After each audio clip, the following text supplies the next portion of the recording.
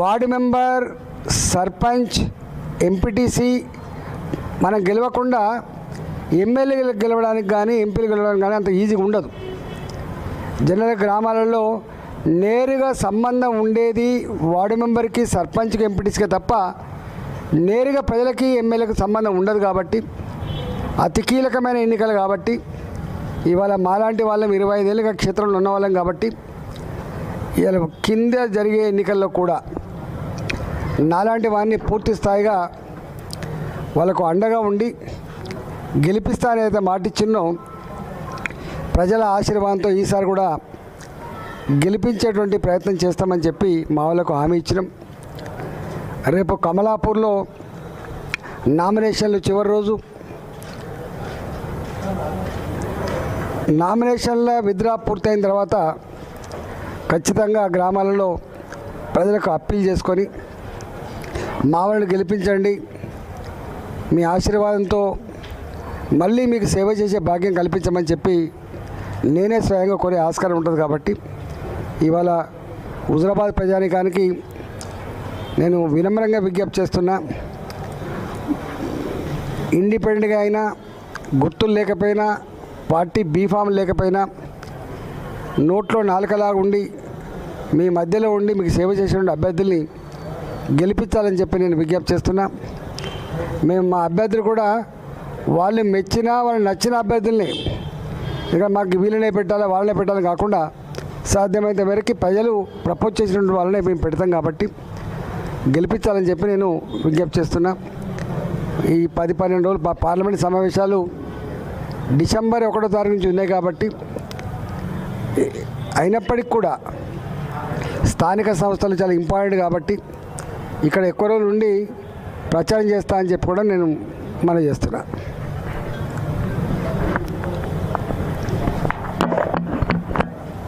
ఓకేనా?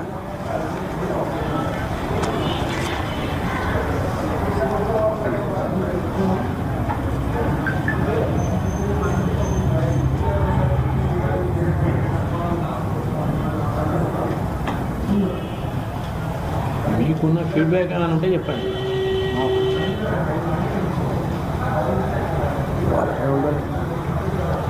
ప్రాబ్లమ్స్ పంచ ఎన్నికలు కింద ఏమున్నాయి చెప్తుగా కొద్దిగా ఎక్కువ రోజులు ఉండి చేస్తాను, తప్పకుండా ఉండి చేస్తాను. మా కోసం 20 రోజులు, 30 రోజులు, 40 రోజులు పనిచేస్తారు. ఎమ్మెల్యే ఎన్నికలప్పుడు, ఎంపీ ఎన్నికలప్పుడు కార్యకర్తలు 40-50 రోజుల పాటు పనిచేస్తారు. మరి వాళ్ళ క్షేత్రం గ్రామం అయినప్పుడు వాళ్ళ ఎన్నికలకు కూడా మా బాధ్యత కదా. మావి మాత్రం మీరు చూసుకొని పోతాం, మీరు చూసుకోమంటట్టు ఉండదు కదా. కొంతమంది ఈ పార్టీ లేదు కదా, గుర్తులు లేవు కదా అని అంటారు. కానీ గుర్తులు లేకపోయినా, పార్టీ లేకపోయినా కొంచెం కాంట్రవర్సీ లేని దగ్గర ఖచ్చితంగా ఈ అభ్యర్థిని గెలిపించమని చెప్పచ్చు.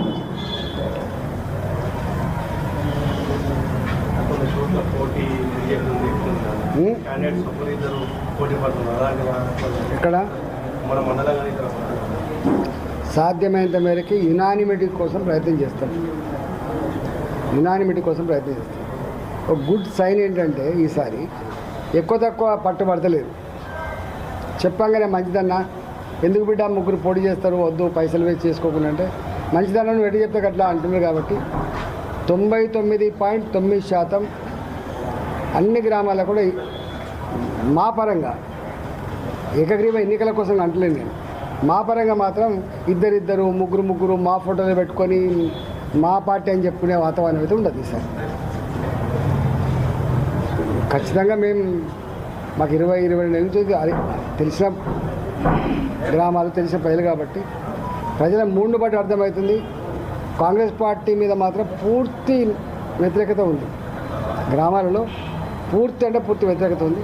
మిగతా బీఆర్ఎస్ పార్టీ మీద ఎలాంటి అభిప్రాయం ఉందో, ఎందుకు వాళ్ళని బొందపెట్టిలో తెలుసు. కాబట్టి రెండు అనే భావన ఉంది. అన్నిటికంటే ఇంపార్టెంట్ ఏంటంటే ఇవాళ రాష్ట్ర ప్రభుత్వ పరంగా నిధులు లేవు.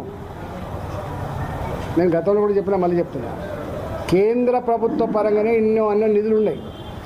ఉపాధి హామీ పనులు, దాని ద్వారా వచ్చేటువంటి నీకు మిడిల్ కాంపోనెంట్ డబ్బులు, నీకు రోడ్లు వేయాలన్నా, మోరీలు కట్టాలన్నా, గ్రామ పంచాయతీ బిల్డింగ్ కట్టాలన్నా, అంగన్వాడీ బిల్డింగ్ కట్టాలన్నా ఇవన్నీ కూడా కేంద్ర ప్రభుత్వ నిధులతో కడుతున్నారు. వెలిగే చౌరస్తాలో వెలిగే బల్బు కానీ, పెరిగే చెట్టు కానీ, శ్మశాన వాటికలు కానీ, మొన్నటిదాకా కట్టినటువంటి రైతు వేదికలు కానీ ఇవన్నీ కూడా కేంద్ర ప్రభుత్వ నిధులే. ఒక్క మాటలో చెప్పాలంటే స్థానిక సంస్థలలో, మరీ ముఖ్యంగా గ్రామ పంచాయతీలలో కాంగ్రెస్ పార్టీ గెలిచినా రూపాయి వచ్చేయలేదు, బీఆర్ఎస్ పార్టీకి అయితే ఆయంత కూడా ఏం లేదు. కాబట్టి ఏమన్నా భారతీయ జనతా పార్టీ బలపరిచిన అభ్యర్థులకి గెలిస్తే తప్పకుండా ఇవన్నీ వచ్చే ఆస్కారం ఉంటుంది. కాబట్టి ప్రజలు ఆలోచిస్తున్నారు. కేంద్ర నిధులే తప్ప రాష్ట్ర నిధులు లేవు అనేటువంటిది అర్థమైంది. కేసీఆర్ ఆనాడు వచ్చిన కేంద్ర నిధులు కూడా నేరుగా గ్రామ పంచాయతీలకు ఇవ్వకుండా కరెంటు బిల్లు కట్టింగ్ పేరిట, లేకపోతే జీతభత్యాలు పెట్టి ఇచ్చిండ్రు.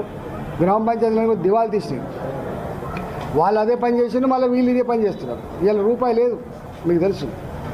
అందువల్ల ప్రజలు ఆలోచించాలి ఏంటంటే, మళ్ళీ చౌరస్తాలో బల్బులు వెలగాలన్నా, సిమెంట్ రోడ్లు వేయాలన్నా, మురికి కాలువలు కట్టాలన్నా, గ్రామ పంచాయతీ అంగన్వాడీ బిల్డింగ్లు మళ్ళీ కట్టడం మొదలు పెట్టాలన్నా, డీజిల్ ట్రాక్టర్లు డీజిల్ కూడా లేదు, గ్రామ పంచాయతీ సిబ్బంది జీతాలు కూడా లేవు. కాబట్టి ఇవన్నీ రావాలంటే తప్పకుండా బీజేపీ మాత్రమే పనిచేయాలి, కేంద్ర ప్రభుత్వ సపోర్ట్తో మాత్రమే జరుగుతుంది.